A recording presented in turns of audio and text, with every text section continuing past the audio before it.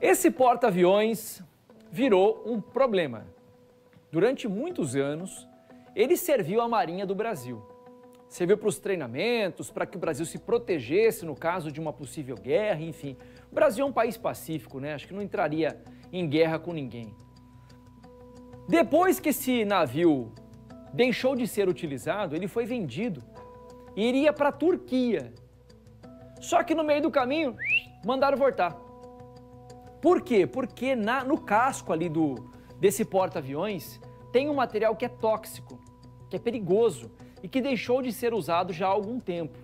Enquanto não resolverem esse pepino, o navio vai ficar em alto mar, rodando, rodando, rodando, até encontrarem um destino para ele. A nossa equipe chegou com exclusividade pertinho do porta-aviões e vai te mostrar o imbróglio envolvendo esse porta-aviões que já fez parte da história da Marinha Brasileira e agora virou um problemão ambiental. Roda! Um navio gigantesco que assombra o litoral brasileiro. Vazio e sem rumo, hoje ele não pode parar em canto algum no mundo inteiro. A nossa equipe encarou o desafio de localizar essa máquina de guerra em alto mar. Já na metade do caminho, onde a gente está, é possível avistar o porta-aviões lá, ó. Ele ganha destaque no horizonte. Essa imensa embarcação que flutua em águas pernambucanas é o que ainda resta do porta-aviões São Paulo, o maior navio de guerra que o Brasil já teve. Comprado pela Marinha 22 anos atrás, o gigante veio da França. Foi um navio que serviu durante os esforços de guerra da Marinha Francesa, inclusive testes nucleares no atol de Mururoa, no Pacífico. Uma embarcação que sempre ostentou medidas colossais, quase 300 metros de extensão, mais de 33 mil toneladas de peso, espaço suficiente para abrigar 1.800 tripulantes, capacidade para transportar até 40 aeronaves entre caças e helicópteros. O porta-aviões São Paulo se tornou alvo de uma polêmica ambiental. 5 anos atrás, a Marinha pensou em reformar o navio, mas o custo previsto de R$1 bilhão fez o governo desistir da ideia. A Marinha chegou à conclusão que ele demoraria um tempo elevado, também um fluxo financeiro por muitos anos, e haviam algumas dúvidas técnicas do sucesso. O porta-aviões acabou vendido para uma empresa turca especializada em desmanche de grandes embarcações. Ela pagou cerca de 10 milhões e meio de reais, valor menor do que a metade do preço pago pela Marinha na compra, cerca de 22 milhões de reais na época.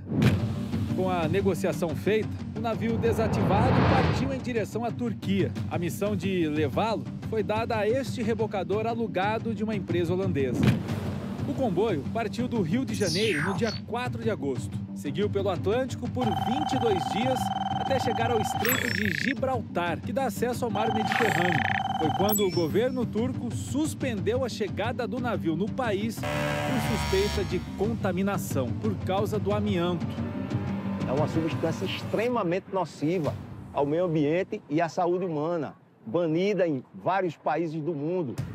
O amianto, um minério considerado cancerígeno, é usado nos navios como isolante térmico e não pode ficar exposto. Por ser um produto altamente tóxico, ele só pode ser descartado por empresas especializadas. O São Paulo foi construído, existe, e ele tem lá amianto sim.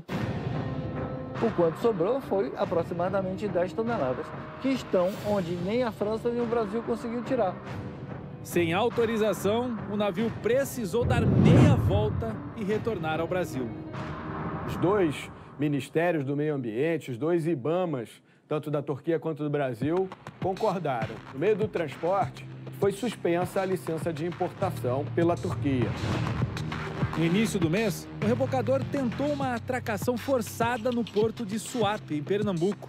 Mas o governo do estado não autorizou, pelo mesmo motivo da Turquia, a presença de amianto na embarcação.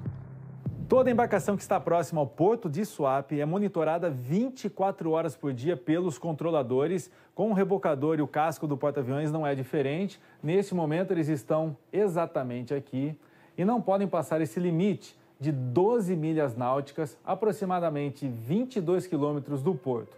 Caso as duas embarcações invadam esta área, imediatamente um sinal de alerta é emitido pelos controladores.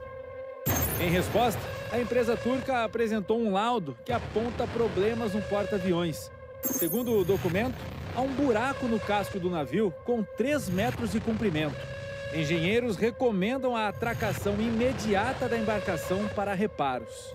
Ela necessita ter um contrato de reparo para que a autoridade marítima tenha a segurança de autorizar o ingresso desse casco em algum porto. Se esse casco ingressar nessas condições, ele pode levar um risco à segurança da nossa navegação. Eu vou mostrar para você agora onde a Marinha quer atracar o casco do porta-aviões São Paulo. É bem ali, ó. Aquela estrutura laranja com guindastes amarelos é um estaleiro com capacidade para receber esse tipo de embarcação e fazer a inspeção e a manutenção necessárias. Ao lado do porto fica a praia de Suape, um local que vive da pesca e das belezas naturais que atraem pesquisadores e turistas do mundo todo. Poluir a nossa praia da gente aqui de Suape e poluir a pescaria. Pode atrapalhar nós que somos vendedores e aqueles banhistas que vêm nos visitar. A nossa equipe está aqui no Recife, são 7 horas da manhã e vai agora até o local onde se encontra o porta-aviões. E a gente vai nesse barco, indicado para esse tipo de navegação em mar aberto, um barco seguro e com autorização da Marinha. O responsável por levar a nossa equipe até lá é o capitão Rafael, 35 anos de experiência no mar. Eu não sei a posição exata do porta-avião, porque ele está em movimento constante, então se ele estiver mais para o nosso lado, vai ser mais perto. Se ele estiver mais para o sul, vai atrasar um pouco mais a viagem. Durante a viagem, golfinhos fizeram companhia pra gente. O imenso porta-aviões já começa a se destacar no horizonte. A gente está na segunda metade da viagem. Daqui para lá, aproximadamente mais 1h30 de navegação. Esse navio de guerra trabalhou pouco no Brasil. Antes de encerrar as atividades em 2018, ele passou a maior parte do tempo atracado na base naval do Rio de Janeiro, na Baía de Guanabara. Ele, praticamente em 22 anos, ele navegou menos de um ano. Sobre o problema do amianto, a Marinha disse que não há riscos de contaminação. Todo o material perigoso foi inventariado e é de conhecimento e cumpriu os protocolos para o licenciamento ambiental para exportação. Quase 5 horas depois e 45 quilômetros de muita ondulação, o nosso barco ficou a 500 metros do porta-aviões. É muito grande mesmo, só daqui bem de perto que a gente tem a noção do tamanho dessa estrutura. Pelo rádio, a Marinha pediu para a gente ficar distante do comboio por uma questão de segurança. Ok, positivo. Antes da venda, todo o armamento do porta-aviões São Paulo foi retirado e hoje ele está muito mais leve.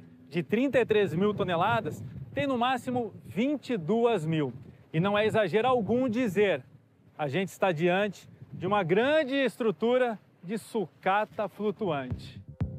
Com um drone, repare, registramos a existência de vários pontos de ferrugem no casco do porta-aviões e nenhuma movimentação lá dentro. O trajeto solitário das embarcações foi acompanhado por horas pela nossa equipe. No rebocador, segundo a empresa, estão 16 tripulantes embarcados que ficam o tempo todo lá dentro. Só quando nos afastamos por um instante, um deles resolveu dar uma voltinha. A gente está agora na mesma velocidade do rebocador e do porta-aviões. E os dois passam o dia fazendo o mesmo movimento, dando voltas por essa região. O rebocador já teria navegado cerca de 23 mil quilômetros com porta-aviões desde a saída do Rio de Janeiro em agosto. É mais da metade de uma volta ao mundo, uma distância que não para de aumentar. Grupos de ambientalistas protestaram contra a permanência do antigo porta-aviões no mar de Pernambuco. O que a gente defende claramente é que essa embarcação retorne ao seu porto de origem, que sejam feitas todas as vistorias necessárias e que o navio retome seu curso ao destino final, que é a Turquia. As manifestações tiveram apoio do ex-oficial da Aeronáutica, Emerson Miura. Apesar de reconhecer os riscos de contaminação, ele acreditava que o navio poderia ficar no Brasil e se transformar em um centro cultural flutuante. As salas serem convertidas em salas de estudo, preparar o museu propriamente dito, restaurante.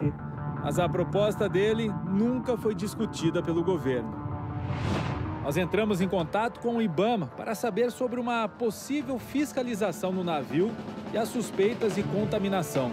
Não tivemos retorno.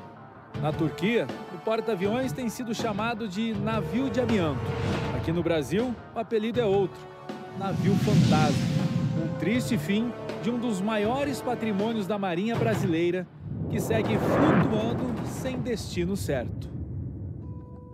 E o mar parece meio terra de ninguém, assim, né? Entendo o que eu vou dizer, é um lugar difícil de fiscalizar. Não só todo mundo que tem barco, tem helicóptero para ver o que está no mar, né? E se não tivessem descoberto esse problema antes? Iria para lá, ficaria lá, poluindo outros lugares. E quanto tempo ele ficou aqui? Não poluiu o mar aqui do nosso Brasil também? Grande elefante branco, hein? Circulando em alto mar. Que bom que a equipe da Record TV foi para cima dessa história. Quem sabe mobilizam alguma coisa para resolver esse impasse, hein? 1h39, daqui a pouco eu vou trazer para você a imagem da mulher que jogou um cara na linha do trem.